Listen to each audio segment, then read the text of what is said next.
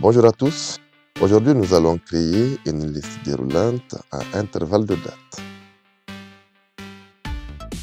Alors, je rappelle que cette technique est très souvent utilisée avec des fonctions d'Excel. Dans cette vidéo, nous allons utiliser le Visual Basic. Pour cela, donc, nous aurons besoin d'une date de début, par exemple le 1er janvier 2022, une date de fin, le 15 janvier 2022, et automatiquement, nous aurons ici une liste déroulante entre ces deux dates. Donc, cette liste déroulante débute le 2 et finit le 14.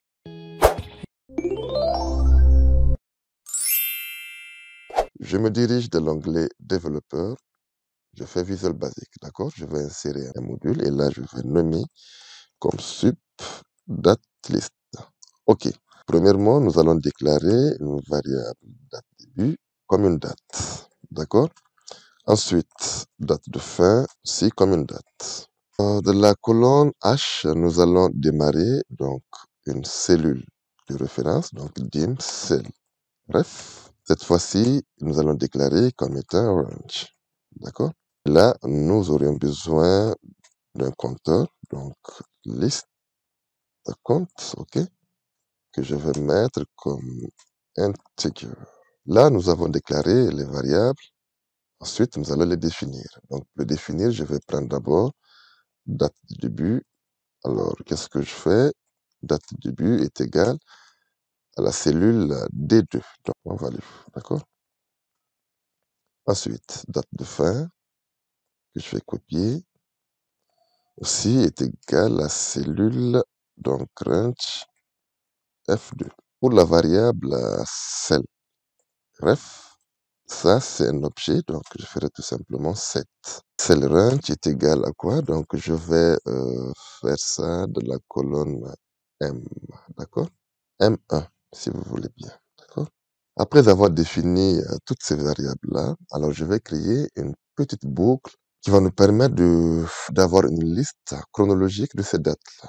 Donc pour cela, je vais copier ma variable ici, et là, je ferai tout simplement une boucle for list count est égal à 0, tout. Cette fois-ci, je vais faire une soustraction date de fin, d'accord? Alors que je vais soustraire à l'intérieur date de début. Là, je vais mettre mon next.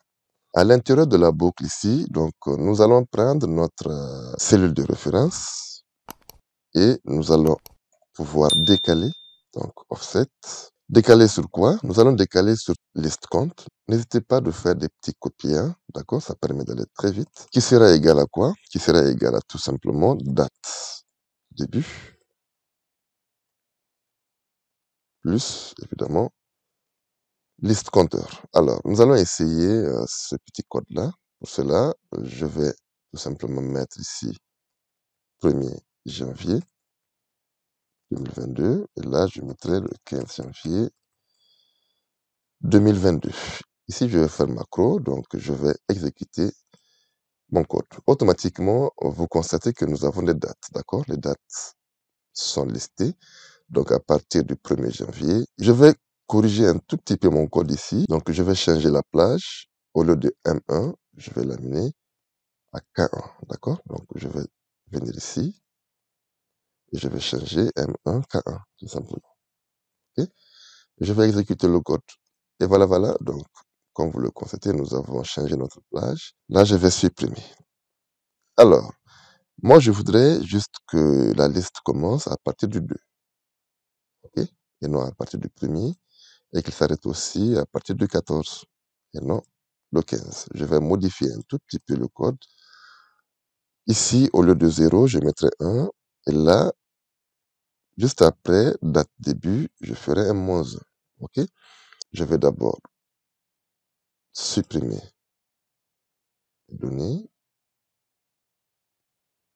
Je vais exécuter le code, d'accord? Voilà, voilà. Donc ici, nous avons le 2 et il s'arrête le 14. Ici, nous allons travailler sur les cellules, d'accord?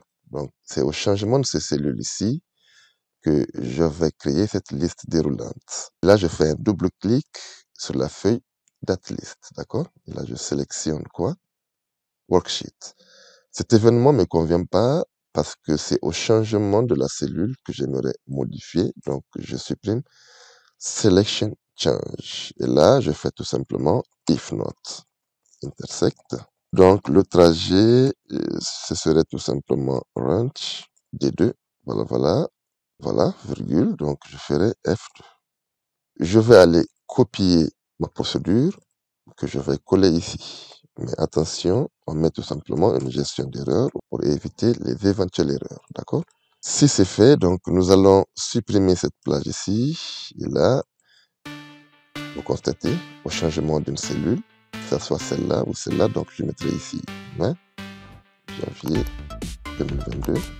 Automatiquement, ma liste s'éteint. D'accord? Et là, vous allez créer une liste déroulante à partir de cette liste. Donc la colonne sera masquée. Okay? Alors, je m'arrête là. J'espère que cette petite démonstration vous aura plu. Vous saurez l'adapter, bien évidemment, à vos projets. N'hésitez pas de vous abonner puis de cliquer sur le petit pouce en l'air si la vidéo vous a plu. Faites un commentaire en bas de page, ça me ferait plaisir. Quant à moi, je vous dis à très bientôt dans une prochaine vidéo. Merci et ciao.